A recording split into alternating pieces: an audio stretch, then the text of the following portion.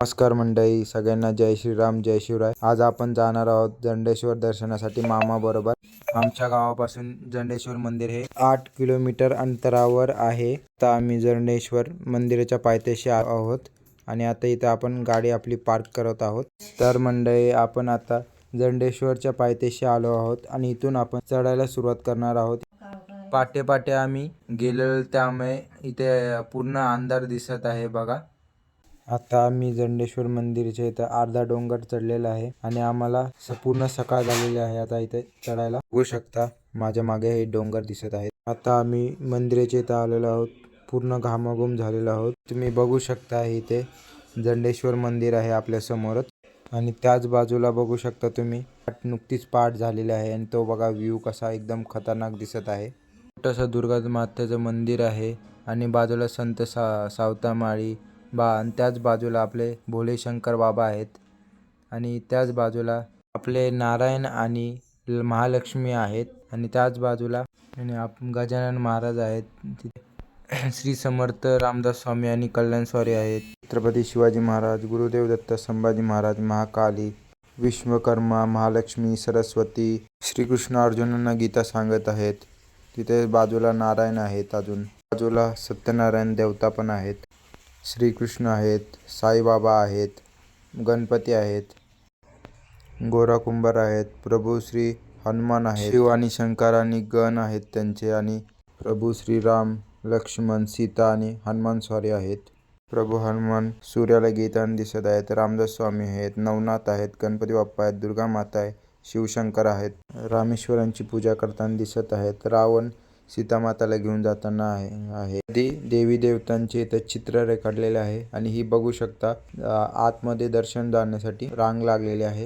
इथे बघू शकता हा भक्त किती सपाटे मारत आहेत. इथे त्याच बाजूला सिद्धिविनायक मंदिर आहे, रामदास स्वामी आहेत, दत्तांचं मंदिर आहे, त्याच बाजूला विठ्ठल रखुमाई आहेत आपल्या.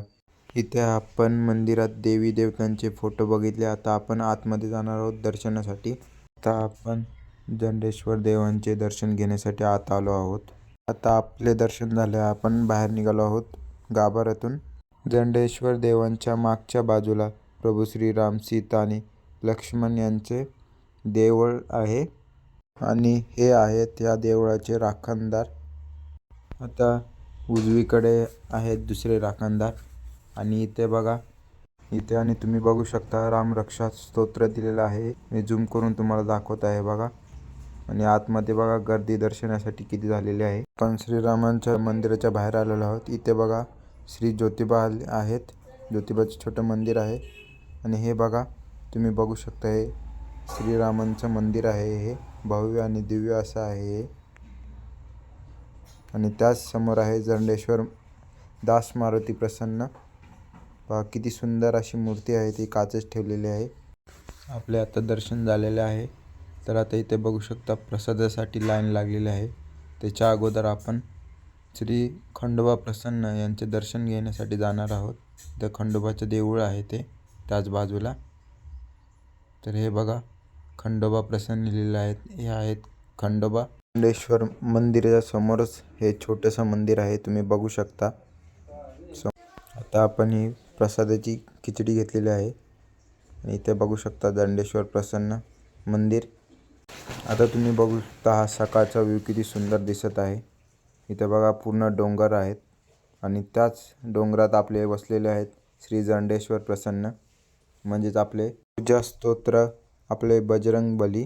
बोला जय हनुमान, जय श्रीराम. आता हा आपला परतीचा प्रवास आहे. बघू शकता समोरच डोंगर आहे. चे मन असे झाले आहे की इथेच थांबावे, पण आम्हाला जावे लागेल आणि आमच्या मागे बघा किती पब्लिक आहे. आता आपण डोंगर उतरत आहोत. आपला हा आता जंडेश्वर डोंगर उतरून झालेला आहे. आता आपण आलो आहोत लिंबू सरबत प्यायला. तर मंडळी भेटूयात आता आपण पुढच्या व्लॉगमध्ये. जय श्रीराम, जय शिवराय.